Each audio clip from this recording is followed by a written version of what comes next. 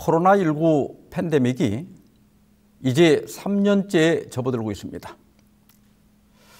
우리나라 18세 이상 백신 접종자 수가 95%를 넘었지만 오히려 오미크론 변이 감염자 수가 폭발적으로 늘고 있습니다.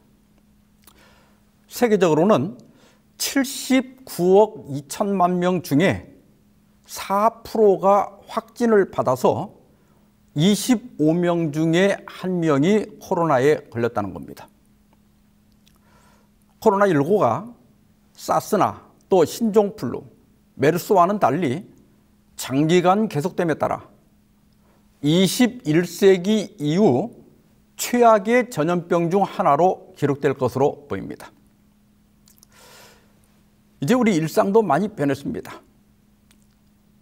마스크는 외출의 필수품이 되었고 마트나 식장을 가는 것뿐만 아니라 교회에서도 체온을 재고 QR코드를 찍고 연락처를 남기는 것, 이것이 이제 일상이 되었습니다. 많은 자영업자들이 폐업을 하고 학생들이 학교를 못 가고 만남도 자제하고 어디 여행도 마음대로 갈 수 없는 상황이 되었습니다. 심지어 6.25 때도 중단되지 않았던 예배가 중단되기도 하고 또 지금도 제한을 받고 있습니다. 1968년과 2009년에도 전염병 팬데믹이 있었지만 이렇게 전 세계에 치명적인 영향을 미치지는 않았습니다. 그러다 보니까 우리 그리스도인들도 정말 종말이 온 것인지, 앞으로 세계 정세가 어떻게 변할 것인지, 또 백신은 맞아야 하는지 맞지 말아야 하는지, 여전히 현장 예배를 드려야 하는지 아니면 온라인 예배로 이제는 전환을 해야 하는지, 예배를 제한하거나 금지할 때 교회가 무조건 따라야 하는지, 또 지금 시골로 가야 하는지 궁금해하는 것들이 많이 있습니다. 그래서 이번 기회는 종말 시대의 나침반이라고 하는 총주제로 궁금해하거나 혼란스러워하는 몇 이슈들에 대하여 성경적 원칙을 찾아보고자 합니다. 여러분, 집 주변에 이런 숲이 있어서 걸을 수 있다면 기분이 어떨 것 같습니까? 아마 기분이 상쾌해지고 마음이 평안해지는 것을 느낄 수 있을 겁니다. 그런데요, 이 똑같은 장소를 이렇게 밤이 되어서 어두울 때 가면 어때요? 같은 장소지만 밤에 가면 불안하고 때로 두려움을 느낍니다. 왜 그렇습니까? 주변이 보이지 않기 때문입니다. 보이지 않으니까 위험을 분간할 수 없고 또 갑작스런 위험이 닥쳤을 때 대비할 수가 없기 때문에 불안과 두려움을 느끼는 거예요. 코로나19 팬데믹을 맞아 우리가 불안해하는 것은 내가 어떻게 해야 할지 확신이 서지 않고 또 앞으로 어떤 상황이 벌어질지 예측하기가 어렵기 때문입니다. 베드로후서 1장 19절에 이런 말씀이 있습니다. 또 우리에게는 더 확실한 예언이 있어 어두운 데를 비추는 등불과 같으니 날이 새어 샛별이 너희 마음에 떠오르기까지 너희가 이것을 주의하는 것이 옳으니라. 우리에게는 무엇이 있다고요? 더 확실한 예언이 있다. 문자대로 번역하면 더 확실하게 된 예언의 말씀, 이런 뜻입니다. 베드로가 변화산에서 들은 그 음성보다 성경 예언이 더 확실하다는 것입니다. 우리가 자동차를 운전할 때 내비게이션을 찍고 가죠. 그러면 내비게이션이 몇 미터 앞에 단속 카메라가 있는지, 또 몇 미터 앞에 위험 구간이 있는지, 또 몇 미터를 지나서 우회전이나 좌회전을 해야 할지 알려줍니다. 그리고 내비게이션이 예고한 그 장소를 지날 때마다 우리는 내비게이션의 안내를 더 확신하게 됩니다. 성경의 예언도 마찬가지입니다. 그 예언들이 하나씩 이루어질 때마다 우리는 예언을 더 확신하게 됩니다. 그래서 예언은 어두운 데를 비추는 등불과 같다고 했습니다. 예언은 우리가 아직 겪어보지 못한 미래를 알려줍니다. 그리고 그것들이 성취될 때마다 우리의 믿음은 견고해집니다. 그래서 사도 베드로는 날이 새어 샛별이 너희 마음에 떠오르기까지, 즉 예수 그리스도께서 재림하셔서 세상의 어두움을 제거할 때까지 이것, 즉 예언의 말씀을 주의하는 것이 옳으니라 그랬습니다. 우리에게는 예언의 말씀이 있기 때문에 우리는 어둠에 있지 않습니다. 그런데 우리가 불안해하고 우왕좌왕하는 것은 예언의 말씀을 대충은 알고 있지만 확실하게 혹은 정확하게 이해하지 못하고 있기 때문입니다. 예언을 정확하게 이해하고 또 각 상황에 대한 원칙을 알고 있으면 위기 상황에서 정확한 판단을 할 수 있고 또 불안해하거나 우왕좌왕하지 않게 됩니다. 종말 시대의 나침반, 오르는 그 첫 번째 시간으로 종말을 알리는 결정적 징조, 이런 제목으로 말씀을 드리고자 합니다. 먼저 하나님 말씀 마태복음 24장 32절 33절의 말씀을 제가 봉독하겠습니다. 무화과 나무의 비유를 배우라. 그 가지가 연하여지고 잎사귀를 내면 여름이 가까운 줄을 아나니 이와 같이 너희도 이 모든 일을 보거든 인자가 가까이 곧 문 앞에 이른 줄 알라. 예수께서는 종말의 징조를 묻는 제자들에게 여러 가지 징조를 말씀하신 후에 이 모든 일, 즉 재림의 징조들을 보거든 인자가 가까이 곧 문 앞에 이른 줄 알라고 말씀하셨습니다. 성경에 종말에 관한 이론들이, 징조들이 많이 있지만 예수께서 직접 말씀하신 마태복음 24장과 누가복음 21장의 징조들은 대략 11가지 정도 됩니다. 사람의 미혹, 또 난리와 난리에 관한 소문, 큰 지진, 기근, 전염병, 불법 박해, 1월 성신의 징조, 바다와 파도의 성난 소리, 세계적인 복음 전파, 하늘의 권능이 흔들림. 이것은 7째 재앙 때 하늘이 두루마리가 말리는 것처럼 떠나가는 것을 가리킵니다. 그러니까 전염병도 종말의 징조임에 틀림이 없습니다. 그리고 전염병 팬데믹을 겪어보니까 다른 어떤 징조보다 그 영향과 피해가 크다는 것도 알게 되었습니다.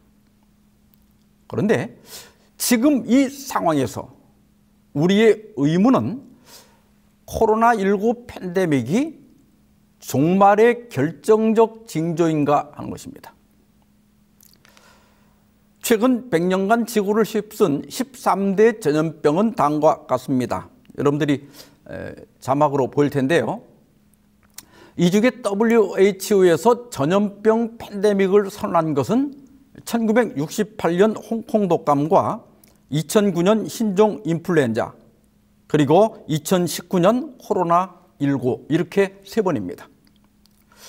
2018년에 스페인 독감 역시 범유행이 되었고 5천만 명이나 죽었지만 팬데믹이 선언되지 않은 것은 WHO가 1948년에야 설립됐기 때문입니다. 코로나19는 현재 전 세계 224개국에서 발생했고요. 또 코로나로 사망한 사람은 560만 명이 넘었습니다. 아마 앞으로 사망자가 더 나올 거예요. 그런데요, 1969년에 홍콩 독감으로 100만 명이 죽었고 1960년에 시작된 에이즈로 죽은 사람도 3,900만 명이나 됩니다. 스페인 독감은 무려 5천만 명, 그러니까 우리 남한 인구 전체에 해당하는 엄청난 사람들이 죽은 거예요. 그러나 그때도 세상의 종말은 오지 않았습니다. 만일 전염병이 범유행이나 사망자 수가 종말의 징조가 된다면 지구 종말은 벌써 왔어야 합니다. 자연재해도 마찬가지입니다. 21세기 들어 발생한 최악의 자연재해 탑 10을 보면요. 2010년에 IT 대지진 31만 6천 명이 죽었고요. 2004년 인도 쓰나미 23만 명이 죽었습니다. 2008년 미얀마 사이클로 나르기스 14만 6천 명이 죽었고 2005년 인도 카슈미르 지진 8만 6천 명이 죽었습니다. 또 2008년 중국 스촨성 지진에서도 6만 9천 명 이상이 죽었어요. 정말 엄청난 인명과 재산 피해가 있었습니다. 그러면 우리는 이런 종말의 징조 그리고 이런 재난이 나타날 때마다 보따리를 싸야 하는가 하는 거예요. 그건 아닙니다. 재림의 징조가 나타날 때마다 우리가 주목해야 하는 것은 맞습니다.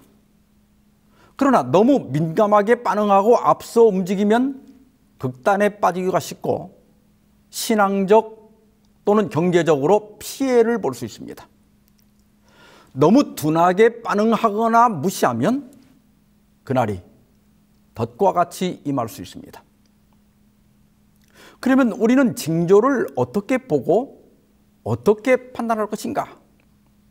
우리가 적극적으로 대처하고 움직여야 할 때를 판단할 수 있는 어떤 기준이 있는가 하는 겁니다. 분명히 있습니다. 이걸 모르면 지진이나 기근이나 전염병이나 전쟁이 일어날 때마다 불안해하고 우왕좌왕하게 됩니다. 데살로니가 후서 2장 3절입니다. 누가 어떻게 하여도 너희가 미혹되지 말라. 먼저 배교하는 일이 있고 저 불법의 사람 곧 멸망의 아들이 나타나기 전에는 그날이 이르지 아니하리니. 사도 바울은 예수님의 재림과 관련하여 누가 어떤 주장을 하든 어떤 근거를 대든 어떤 상황이 벌어지든 어떻게 하여도 미혹되지 말라. 왜냐하면 그것들이 결정적 징조는 아니라는 겁니다. 우리가 적극적으로 대처하고 움직여야 할 결정적 징조가 있는데 그것은 배교하는 일과 저 불법의 사람이 나타나는 거예요. 이런 것들이 나타나기 전에는 그날이 어떤 날이죠? 재림의 날이 이르지 아니하리라 하는 겁니다. 예수님께서는 마태복음 24장에서 유다의 멸망과 또 세상의 멸망을 섞어서 말씀하셨습니다. 그런데 15절에 보면 너희가 선지자 다니엘이 말한 바 멸망에 가증한 것이 거룩한 것에 선 것을 보거든 이렇게 말씀하셨어요. 이 다니엘서의 예언은 유다의 멸망과 세상 멸망에 공통적으로 적용되는 예언입니다. 유다 멸망의 결정적 징조는 로마 군대가 예루살렘을 포위하는 거였고 세상 멸망의 결정적 징조는 배교하는 일과 불법의 사람이 나타나는 것입니다. 예수께서는 제자들에게 예루살렘이 군대들에게 포위되면 멸망이 가까운 것이니 유대에 있는 자들은 산으로 도망하고 성 안에 있는 자들은 성에서 나가라고 말씀하셨습니다. 예수님의 예언대로 서기 67년 베스파시아누스 장군이 이끄는 로마 군대가 예루살렘을 포위합니다. 그런데요, 문제가 생깁니다. 포위가 됐는데요, 성 안에 있는 사람들이 어떻게 나갈 수가 있겠습니까? 예수님의 예언이 무언가 잘못되어 보였어요. 그런데 68년 6월에 네로 황제가 자결하고 베스파시아누스가 그 로마의 후임 황제로 추대되자 포위를 풀고 로마로 돌아가서 로마의 9번째 황제로 즉위하게 됩니다. 이때 예수님의 예언을 기억하고 있던 그리스도인들은 즉시 예루살렘을 빠져나와서 요단강 동편에 펠라라 하는 곳으로 피신하게 돼요. 그래서 70년에 예루살렘이 함락될 때 110만 명 정도의 유대인들이 죽임을 당했지만 그리스도인들의 피해는 거의 없었다는 겁니다. 예수님의 재림 직전에 결정적인 징조가 나타날 것인데 그것은 배교하는 일입니다. 그러면 배교하는 일이 무엇일까? 계시록 13장 15절입니다. 그가 권세를 받아 그 짐승의 우상에게 생기를 주어 그 짐승의 우상으로 말하게 하고 또 짐승의 우상에게 경배하지 아니하는 자는 몇이든지 다 죽이게 하더라. 요한계시록 13장에서 바다에서 올라온 첫 번째 짐승은 교황권을 상징하고 11절에 땅에서 올라온 두 번째 짐승은 개신교 국가 미국을 상징합니다. 짐승의 우상은 배교한 개신교 단체를 의미합니다. 마지막 때가 되면 미국은 이 배교한 개신교 단체에 생기를 주어서 말하게 한다는 거예요. 여러분, 배교한 교회가 어떻게 말을 할까요? 바로 법률로 말을 하는 것입니다. 그것이 이료 법령이에요. 교회가 정치적 세력과 손을 잡고 이료 법령을 통하여 신앙과 양심을 강지하게 될 겁니다. 이것이 교회의 배교고 우리가 즉각 행동해야 할 종말의 가장 결정적인 징조가 되는 것입니다. 교회증언 5권 464, 465페이지 보면 로마 군대에 의한 예루살렘의 포위가 유대의 그리스도인들에게 도망하라는 신호가 되었던 것처럼 법왕권의 안식일, 즉 이료 법령을 강요하는 법령을 통한 우리나라에서의 권력 장악은 우리에게 하나의 경고가 될 것이다. 그때는 대도시들을 떠나고 산간 한적한 곳에서 궁벽한 거처들을 마련하기 위하여 더 작은 도시들을 떠나갈 준비를 할 때이다. 여러분, 이 설명을 잘 읽어야 돼요. 로마 군대가 예루살렘을 포위한 것이 도망하라는 신호가 되었던 것처럼 미국에서 배교한 개신교 단체가 권력을 장악하고 국회에서 이료 법령을 통과시키면 그 즉시 대도시를 떠나라는 것입니다. 그리고 중소도시에 사는 사람들은 바로 그때 떠나는 게 아니라 사형령이 내릴 때를 대비해서 산속으로 들어갈 준비를 그때부터 하라는 거예요. 여러분, 우리가 대도시를 떠날 정확한 시기를 알아야 됩니다. 과거에 미리 대도시를 떠난 분들이 있습니다. 시골에 가서 잘 적응하신 분들도 계시지만은 어떤 분들은 자녀 교육이나 재산상 손실을 당하고 어려움을 겪는 분들이 많이 있습니다. 저에게 많은 분들이 전화를 해요. 목사님, 지금 시골로 가야 한다는데요? 예, 지금 시골로 가도 되는 분이 있고요. 가면 안 되는 분이 있습니다. 지금 대도시를 떠나도 되는 경우는요, 자녀들이 경제적으로 독립하고 또 연금이나 기타 수입이 있고 시골에 살지만은 직장이나 사업이 가능하고 또 건강해서 병원 갈 일이 없고 농사 기술이 있고 또 시골 생활이 무엇인지 충분히 이해하고 있고 종말에 관한 성경 지식이 충분하고 홀로 신앙 유지가 가능한 사람들입니다. 이런 분들은 뭐 지금 가도 됩니다. 그런데 지금 대도시를 떠나면 안 되는 분들이 있어요. 그 반대겠죠? 자녀들이 취학 중이거나 자녀들이 경제적으로 독립하지 못했을 때, 또 생계를 위해서 경제 활동을 해야 하고 직장이나 사업이 대도시에 있고 질병 치료를 위해서 병원에 다녀야 하고 또 농사 기술이 없고 시골 생활에 대해서 잘 모르고 또 종말에 관한 성경적 지식이 불충분하고 다른 사람의 신앙 지도가 필요한 분들입니다. 여러분, 시골 가서 농사 지으면 도시에서 직장 생활하는 것보다 덜 힘들고 시간 여유도 더 많을까요? 뭐 연금이나 다른 수입이 있어서 텃밭 정도 가꾸면서 살면 그럴 겁니다. 그러나 농사를 지어서 생계를 유지해야 한다면 그게 쉬운 일이 아닙니다. 저는 시골에서 자랐기 때문에 농사를 조금은 압니다. 여러분, 뼈골 빠지는 게 농사입니다. 아까 말씀드린 대로 대도시를 떠나도 되는 경우에 해당돼서 귀촌 하는 것은 괜찮아요. 그러나 농사로 여전히 생계를 유지해야 하는 귀농은 신중하게 결정해야 합니다. 최근 몇 년 동안 귀농했다 실패하고 다시 도시로 나오는 분들이 굉장히 많습니다.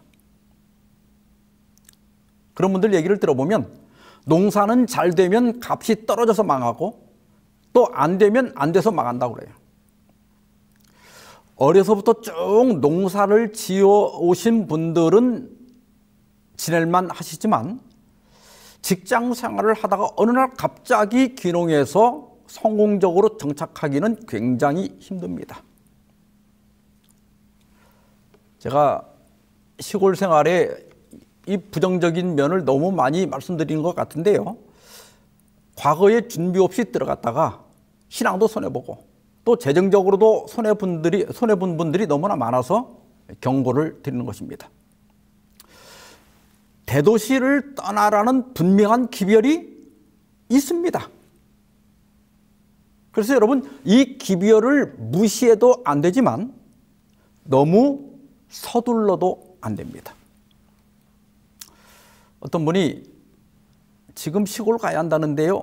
그러길래 제가 아직 일요법령이 내리지 않았는데요. 그랬더니 일요법령이 내리면 매매를 못하니까 미리 지금 다 팔고 가야 한다고 그랬답니다.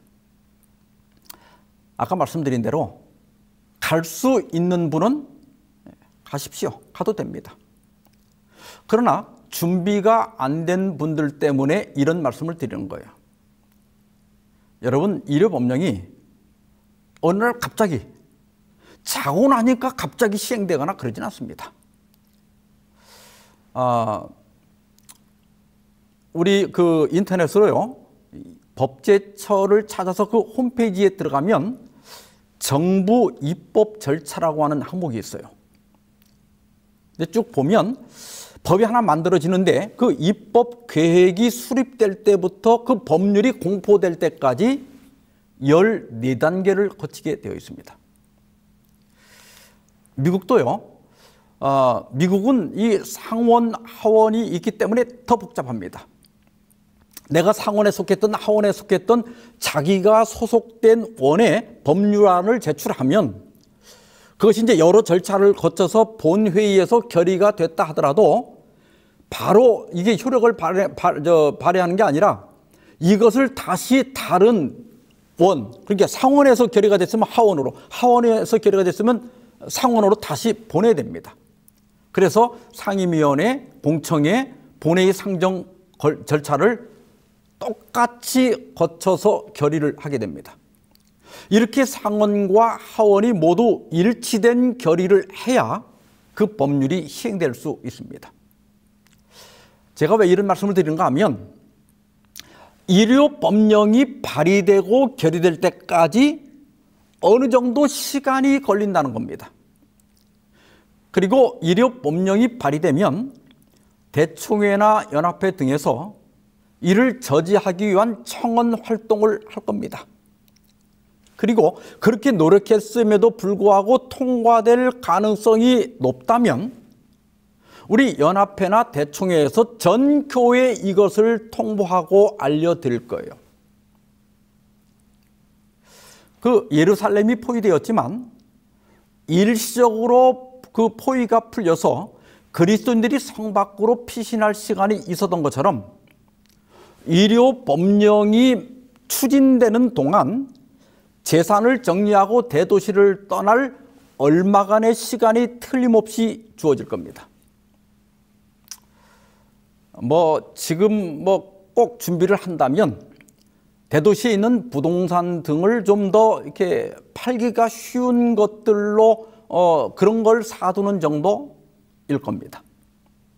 그리고 막상 그때가 되면 시세보다 싸게 팔면 금방 팔리기 때문에 너무 걱정하지 않아도 됩니다. 재림의 징조들이 나타날 때 무관심한 것은 아주 심각한 문제지만 그러나 너무 성급하게 움직이는 것도 문제입니다. 그렇게 했다가 물론 잘된 분들도 소수가 있지만 신앙에 손해보고 또 자녀들 교육 망치고 재정적으로 손해본 분들이 너무나 많습니다. 가래 뽑은 기별 2권 362, 363페이지 보면 도시를 떠나는 문제에 관련된 모든 전조를 신중하게 검토해보고 모든 것을 저울질해 보기까지 단 한 가지의 행동이라도 취해서는 안 될 것이다. 어떤 일이든지 경솔한 판단으로 뛰어들며 저들 자신이 전혀 알지 못하는 사업에 손을 대는 자들이 있다. 하나님께서는 이를 요구하지 않으신다. 반드시 얻어야 할 승리를 빈틈없는 온건성, 적절한 계획, 확고한 원칙과 목적 등의 결핍으로 말미암아 패배로 돌리지 말 것이다. 이 대도시를 떠나는 문제는 종말과 관련된 매우 중요한 기별입니다. 그런데 과거에 너무 서둔 분들 때문에 자신도 손해를 보고 또 이 귀중한 시골 생활에 대한 기별에 부정적인 인식을 끼친 면도 분명히 있습니다. 우리가 대도시를 떠나는 시기도 정확히 알아야 하고 또 왜 떠나는지 그 목적과 원칙도 분명히 알고 있어야 됩니다. 복음저도 76페이지 보면 우리 신자들이 도시의 외곽의 거주지를 정하고 이 변두리에 있는 전초기지에서 도시를 경고하고 그 안에 도시 안에 하나님을 위한 기념비들을 세우게 하는 것이 하나님의 계획이다. 도시 안에 미칠 영향력이 있어서 경고의 기별이 전파되어야 한다. 우리나라는 이 6.25 전쟁을 겪어서 그런지 시골 생활을 도피 개념으로만 인식하는 경향이 강합니다.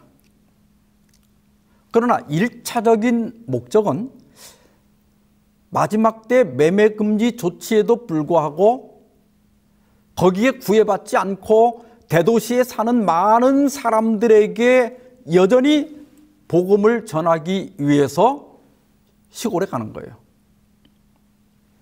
그 외에 건강이나 품성변화, 피신 등의 목적도 분명히 있습니다. 그런데요, 우리가 이 시골 생활을 생각할 때마다 피신을 먼저 생각할 게 아니라 전도가 우선해야 돼요. 그리고 이 도시 안에 남겨둘 하나님의 기념비들은 교회, 또 학교, 병원, 건강식당, 요양원 이런 것들이에요. 이런 시설들은 사람이 접근하기 쉽도록 도시 안에 있어야 하고 또 그렇게 세워진 기관들은 선교라는 목적을 절대 잊어서는 안 됩니다. 지금까지 말씀드린 내용들을 도표로 정리하면 여러분들이 보시는 바와 같습니다. 1844년부터 마지막 때가 시작되었습니다. 마지막 때가 다가오자 1840년부터 윌리엄 밀러의 재림운동이 일어납니다. 특히 재림의 징조들이 그 전후로 집중적으로 나타나기 시작했습니다. 1755년 리스본 대지진이 일어나게 되고 1780년 5월 19일 해가 어두워집니다. 그리고 그날 밤 달빛이 피같이 됩니다. 1833년에 별들이 떨어집니다. 여러분, 이런 징조들이 나타날 때마다 그것을 읽는 법이 있어요. 징조가 나타날 때마다 그 파급력이 클 때마다 보따리를 쌀 것이 아니라 그 징조에 티핑 포인트가 나타나는지를 보는 거예요. 티핑 포인트는 뭐 그대로 직역하면 튀어오르는 지점 뭐 이런 뜻인데, 이렇게 작은 변화들이 계속되다가 어느 시점에서 어떤 사건을 계기로 균형이 깨어지면서 통제불능의 상태로 진행되는 지점을 가리킵니다. 코로나19와 같은 전염병의 팬데믹이나 기후 환경 변화, 어마어마한 기근, 이런 것들이 티핑 포인트가 될 가능성이 굉장히 큽니다. 온 나라가, 온 세상이 온갖 방법을 다 동원해서 해결해 보려고 노력하지만 상황은 더욱 악화되고, 이로 인해서 인류의 생존이 위협을 받게 되면 사방에서 폭동이 일어날 거예요. 지금 코로나19가 티핑 포인트가 될 것인가? 좀 더 두고 봐야 됩니다. 백신도 만들어졌고 또 치료제도 나왔죠. 지금 한참 또 오미크론 변이가 유행하지만 시간이 좀 진행되면, 좀 지나가면 진정될 수도 있고, 그렇지 않고 치명적인 코로나 변이가 또 일어나서 우리의 대처보다 빠르면 이것이 티핑 포인트가 될 수도 있습니다. 그러나 아직은 움직일 때가 아니라 조금 더 지켜봐야 할 때입니다. 그러다가 이제 언젠가 어떤 징조를 계기로 통제불능의 상태에 이르게 되면 정치적 세력은 종교의 힘을 빌리게 되고 공익을 위한다는 명분으로 의료 법령이 만들어질 겁니다. 다음번에 자세히 말씀드리겠지만 성경에 예언된 매매 금지는 지금 우리가 실시하고 있는 방역 패스제와 비슷하게 시행이 될 거예요. 지금 방역 패스제는요, 백신을 맞은 사람만 식당이나 카페 등 특정 장소에 들어갈 수 있는 것처럼, 그때가 되면 의료 법령을 따르는 사람들만 마트나 상점 또 식당 이런 데를 출입할 수 있고, 심지어 그때가 되면 병원 출입이나 또 약국에도 그것을 적용할지 몰라요. 그렇게 되면 대도시는 의료 법령을 따르지 않고는 살아갈 수가 없게 될 겁니다. 그리고 이것이 하나님의 백성들에게 큰 흔들림이 될 겁니다. 그때가 되면 찬란한 광채로 인해 존경하던 많은 별들이 흑암 속으로 사라질 것이고, 알곡만 모이던 곳에서도 쭉정이가 구름처럼 날려갈 겁니다. 그 대신 이렇게 쭉정이가 제거되고 가라지가 제거됨으로 교회는 정결해질 겁니다. 그러면 하나님께서는 정결해진 교회에 늦은 비 성령을 제한 없이 부어줄 것이고, 늦은 비 성령을 받은 하나님의 백성들은 바벨론 가운데 있는 하나님의 백성들을 불러내게 될 겁니다. 이것이 바로 셋째 천사의 큰 외침입니다. 그리고 이때가 바로 대도시를 떠날 때예요. 왜냐하면 대도시 안에는 그런 여러 가지 제한 때문에 생존이 불가능하기 때문입니다. 그러면 굴복하든가 감옥에 가든가 그러겠죠. 저는 개인적으로 이 기간이 그렇게 길지는 않을 것으로 예상을 합니다. 지금 씨 뿌리기를 통해서 진리의 씨가 뿌려진 사람들이 바벨론에서 나오게 되고 최종적으로 인침을 받게 되면 예수님의 지성소 봉사 사업이 맞춰지게 될 거예요. 그러면 은혜의 시기가 끝나게 되고 사람들의 운명이 영원히 결정될 겁니다. 그러면 땅의 사방 바람을 붙잡고 있던 계시록 7장의 천사들은 그 바람을 놓을 것이고, 지상에는 7 재앙이 쏟아지기 시작할 겁니다. 첫째 재앙, 둘째 재앙이 내리면 이력 법령을 따르지 않는 사람들에 대한 사형령이 내려질 겁니다. 이것은 우리에게 이제는 산속으로 들어가라는 신호가 될 거예요.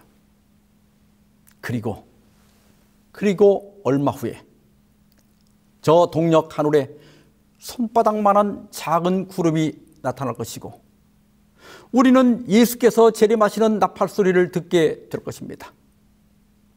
그리고 주님께서 오셔서 충성된 자들에게 상급을 주실 것이고 악인과 또 배교한 자들에게는 형벌을 주실 것입니다. 이것이 어두운 데를 비치는 등불과 같은 더 확실한 예언입니다. 이 예언 도표와 징조를 판단하는 원칙을 잘 기억하면 좀 더 기다려야 할 때와 신속히 움직여야 할 때를 알게 될 것입니다. 요한복음 14장 29절입니다. 이제 일이 일어나기 전에 너에게 말한 것은 일이 일어날 때 너희로 믿게 하려 함이라. 예언의 말씀은 내비게이션과 같습니다. 예수님은 예언이라고 하는 내비게이션에 우리가 갈 길을 정확하게 찍어 놓으셨습니다. 그러므로 예언을 정확하게 이해하고 예언을 따라 사는 사람들은 징조가 나타날 때마다 우리가 어디쯤 와 있는지, 세상 역사가 어느 방향으로 움직이고 있는지를 파악할 수 있고, 그래서 우왕좌왕하는 대신에 더 강한 믿음을 갖게 되는 것입니다. 예수님은 재림의 징조들을 말씀하신 후에 마태복음 24장 42절입니다. 그러므로 깨어있으라. 어느 날에 너희 주가 임할는지 너희가 알지 못함이니라. 깨어있으라. 이 말씀은 늘 재림을 염두에 두고 살라는 겁니다. 예수께서는 마지막 때의 형편이 노아의 때와 같을 것이라고 말씀하셨습니다. 노아는 120년 동안 홍수에 대해서 수없이 경고했습니다. 그리고 노아가 만들고 있는 그 방주는 홍수가 온다는 확실한 징조였습니다. 그러나 그 당시 사람들은 홍수를 염두에 두지 않았습니다. 그냥 먹고 마시고 장가들고 시집가고 그렇게 살다가 멸망하고 말았습니다. 노아의 방주처럼 이 전염병 팬데믹은 또 하나의 종말을 알리는 징조이며 경고입니다. 깨어서 주님의 다가오는 발자국 소리에 귀를 기울이시기 바랍니다. 그 다음에 마태복음 24장 44절입니다. 이러므로 너희도 준비하고 있으라. 생각하지 않은 때에 인자가 오리라. 예수께서 주신 두 번째 교훈은 준비하고 있으라는 거예요. 왜 준비하고 있어야 됩니까? 생각지 않은 때에 인자가 올 것이기 때문입니다. 여러분, 우리가 깨어있는 것으로 부족합니다. 준비를 해야 됩니다. 예수께서는 그 준비의 필요성을 도둑의 예를 들어서 설명합니다. 평소에 집사람은 남자들이 혹시 혼자 살게 되면 요리를 할 줄 알아야 건강하게 산다고, 요리를 몇 가지 배우라고 늘 말했어요. 2020년 한국 사람의 기대 수명은요, 남자가 80세, 여자가 86세입니다. 여자가 6년을 더 살아요. 그리고 저와 집사람은 5살 차이예요. 그러니까 생물학적으로 제가 집사람보다 11년 먼저 죽게 돼 있습니다. 제가 뭐 평균 이상을 산다 할지라도 집사람보다 더 살 일은 절대 없을 겁니다. 그래서 내가 요리해서 먹고 살 일은 절대 없을 것이라고 생각해서 배울 생각을 안 했어요.